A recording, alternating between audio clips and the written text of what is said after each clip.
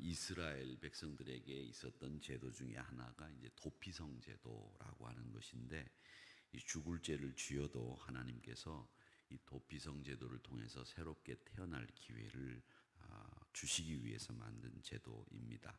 이 도피성을 아레이 미클라라고 그렇게 부르는데, 무고한 피의자, 즉 미움이 없이 사람을 죽인 사람들, 또 자기가 고의적으로 잘못을 저지르지 않은 사람들, 이런 사람들에게 다시 한번 기회를 주기 위해서 하나님이 만드신 제도가 도피성 제도였습니다.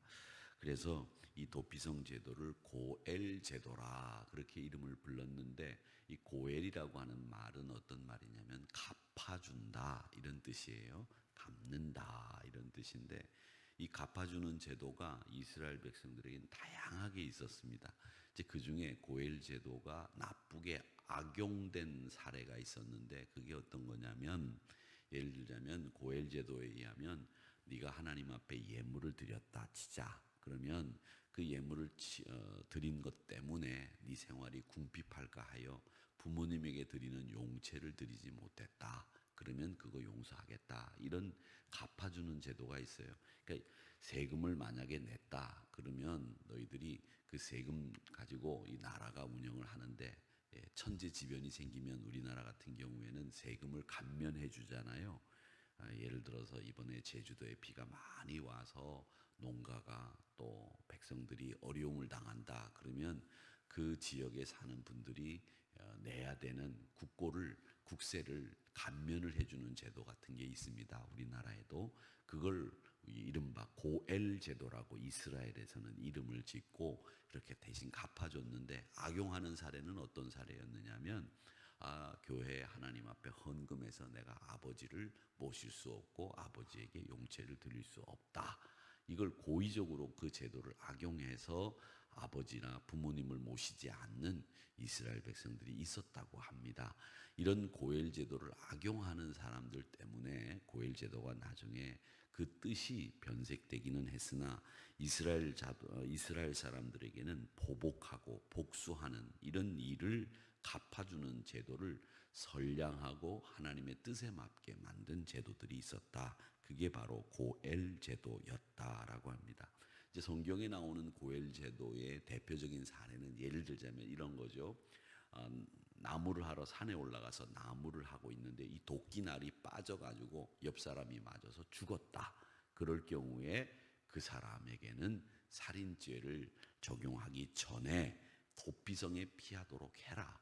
그래서 도피성에 가서는 장로에게 내가 왜 사람을 죽이게 됐는지 그 연유를 설명하고, 그 도피성에서 머물면서 합당한 재판을 받기까지 기다렸다가 합당한 재판을 받고 난 뒤에 그를 처분해라. 또 혹은 그가 합당한 처분을 받았는데 죽어 마땅하다고 하면, 그가 도피성에서 나오지 않으면 그 성에 머물게 하다가 대제사장이 죽으면 그가 집으로 돌아갈 수 있다라고 하는 얘기를 한 겁니다. 근데 대제사장이 죽는다라는 말은 우리 요즘의 시대에 따지자면 이런 제도입니다. 왜 8.15 특사, 또 구정, 명절, 성탄절, 연말 연시 특사 제도를 대통령의 재가를 얻어서 시행합니다.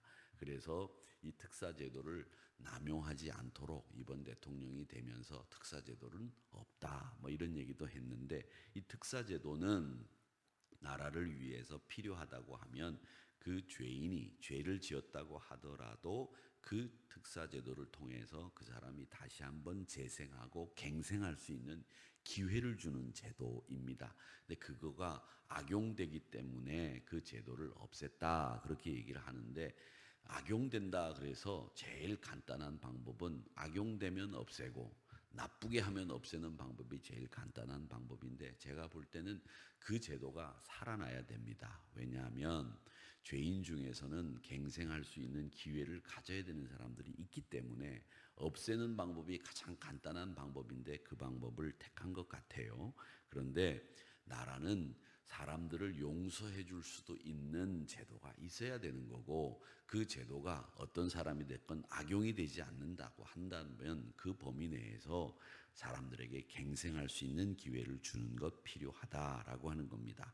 그래서 이스라엘 사람들도 이 도피 제도를 사용했는데, 이건 이스라엘 사람들에게만 사용한 것이 아니라 외국인들, 나그네까지 다 적용해서 모든 사람들이 법 앞에 형평을 또 공평하게 적용받을 수 있도록 했다라고 하는 것을 우리가 볼 수 있게 됩니다. 그러니까 이것은 뭘 얘기하느냐면, 우리 하나님이 어떤 것보다도 생명을 소중하게 생각한다라고 하는 것을 우리에게 주시는 메시지로 택하셨기 때문에 이 도피성 제도가 생긴 겁니다. 생명을 죽이는 일에 있어서만큼은 철저하게 전후 사정을 살펴보고, 그리고 분명하게 공평하게 처리를 해야 되기 때문에 국가주의나 민족주의나 여론 재판에 의해서 생명을 말살하는 일이 없도록 항상 피해를 최소화하기 위해서 부당한 대우와 불법의 폭력, 이런 것들이 이 땅에서 이루어지지 않도록 하기 위해서 하나님은 이웃 약자 보호하기 위한 제도가 도피성 제도였다, 이렇게 이해를 하시면 됩니다. 지금 우리나라는 뭐 이스라엘처럼 이 고엘이나 도피성 제도가 없으나, 우리가 살고 있는 이 세상이 그래도 지금은 약자나 어려운 사람들을 보호하는 제도들이 많이 생겼지만, 그 중에서도 사각지대가 꼭 생기게 마련입니다. 그런 사각지대는 누가 나서야 되느냐? 민간이 나서야 돼요. 그건 정부가 다 할 수가 없거든요. 그 민간 중에 주도해야 되는 사람들이 누구냐? 우리 그리스도인들이라고 생각을 합니다. 그러니까 여러분, 우리가 눈여겨볼 것은 이 사회 복지나 이웃 어려운 사람들을 보호하는 데 있어서 약자들이 보호되어져야 될 부분들이 어디 있는가를 우리 그리스도인들은 늘 눈여겨보고 있어야 됩니다. 그러다가 그 사각지대가 생기면 우리 그리스도인들이 나서서 그분들을 도울 수 있는 방법들을 강구해야 됩니다. 어려운 학생들을 돕고 어려운 이웃들을 돕고 하는 일들이 우리가 추석 명절에 조금이지만 그분들에게 생활에 도움이 될 수 있을런지는 모르지만, 우리 마음을 쓰는 것을 표하는 것, 또 학생들에게 장학하라고 하는 격려를 하는 것, 이런 것들이 이 민간이 해야 되는, 특히 이 교회가 앞장서서 해야 되는 일이다라고 하는 것을 아시기를 바랍니다. 그러니까 우리 그리스도인들은 그런 사명을 가지고 이 땅에 있기 때문에 우리 삶이 항상 의미 있는 삶이 될 수 있도록 하나님이 만들어 주신 거죠. 그래서 여러분 누구나 다 호혜, 똑같이 은혜를 받고 호혜와 사랑의 정신이 깃들여 있는 거다, 이렇게 믿으시면 되고, 이 사랑의 정신을 실현하는데 우리가 제일 앞장서야 되겠다라는 생각으로 오늘도 어느 지역에 어떤 곳에 사람들이 소외받고 있고 사각지대에 놓여 있는지를 살펴보는 저와 여러분이 되시기를 주님의 이름으로 축원합니다. 하나님은 오늘 이 말씀을 통해서 보면 항상 공정하게 재판받을 권리, 그리고 억울함이 없도록 만들어주는 것, 여기에 무고한 죄를 흘리지 않도록 하시는 분이 우리 하나님이시다라는 것을 우리가 배우게 됩니다. 그러면 나는 이 말씀을 통해서 어떤 교훈을 받아야 되느냐라고 하는 것이죠. 우리 사람들은요, 이런 일을 당할 때 법의 허점을 이용해서 악용하는 사람 되지 않게 하시옵소서. 사람은 그걸 잘 이용한다고도 하지만 법의 허점을 이용하는 사람들을 생기게 마련인데, 그런 사람이 생기지 않도록 여러분 기도하시고, 그런 일들에 대해서는 단호하게 여러분 처신하셔야 됩니다. 그리고 무엇보다 우리 사람들이 이렇게 모이면 과도한 그리고 무차별 보복하려고 하는 마음들이 사람들 마음속에 있어요. 그래서 저 사람이 잘못했다 그러면 마녀 사냥식으로 그 사람을 끝까지 몰고 가는 거죠. 그 사람이 여지없이 죽을 수밖에 없는 곳으로 몰고 가는 이 보복 심리, 이게 군중들한테 있다는 거예요. 그렇기 때문에 우리 믿음의 사람들은 이런 보복 심리나 집단 보복이 성행하는 마녀 사냥꾼, 이걸 메카시법이라고도 하는데, 이런 법들이, 이런 일들이 일어나지 않도록 우리 믿음의 사람들은 늘 지혜를 가지고 선별하고 또 항상 마음에 선한 뜻을 품고 살아가는 것이 필요하다라는 겁니다. 여론 재판이라는 게 우리나라에는 꼭 있어요. 그래서 법리로 의해서 재판이 이루어지는 게 아니라, 법리가 아니라 사람들의 여론에 의해서 재판이 이루어지는 것은 합당하지 않고 나중에는 꼭 그 나라가, 그 정부가 후회하는 일이 생기게 된다는 겁니다. 그러니까 여론에 의해서 재판을 하지 않고 법리에 의해서 재판하는 세상이 공정한 세상이에요. 그런데 우리나라는 지금도 여론에 의해서 재판한단 말이죠. 여론에 의해서 사람을 못 들어오게 하고 못 가게 하고. 저는 유승준 씨라고 하는 분을 압니다. 그분이 기독교인이고 미국에 사는 연예인이고 한창 잘 나가던 분입니다. 그분이 군대 가지 않는다고 해가지고 우리나라에서도 그렇고 그 팬들이 우리나라에 입국하지 말아라 그래가지고 지금까지 입국하지를 못하고 있습니다. 그건 다분히 여론 재판이에요. 어떤 특정한 사람이 나라를 향해서 의무를 다하지 못했다고 해서 이 나라, 자기 나라인데도 들어오지 못하게 하는 거, 그거 여론 재판이에요. 그 법리적으로 맞지 않는 거예요. 왜?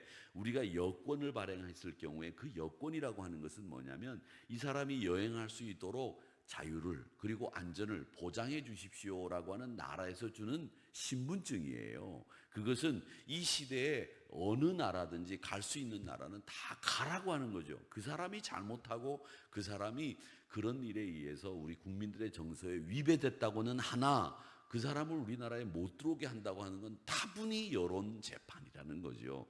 그건 우리가 해야 될 일이 아니에요. 그 사람이 들어오든 나가든 못 들어오게 한다. 그건 보복한 거죠. 왜? 나라의 국민으로 나라의 국민으로 남자가 가져야 되는 국방의 의무를 다하지 않았기 때문에 우리나라 들어오지 마라라고 하는 원리죠. 그런데 여러분 보시면 고위 공무원들이나 많은 사람들이 자기 아들들 군대 안 보내기 위해서 우리가 얼마나 많이 갖은 수를 쓰고 했느냐라고 하는 겁니다. 그럼 그 사람들 우리나라에서 살지 말아야 되는 거죠. 어떤 특정한 사람에게 이런 여론 재판을 통해서 그의 권익을 무시하고 폐를 끼치고 막는다고 하는 것 자체가 법리적으로는 맞지 않는다라는 겁니다.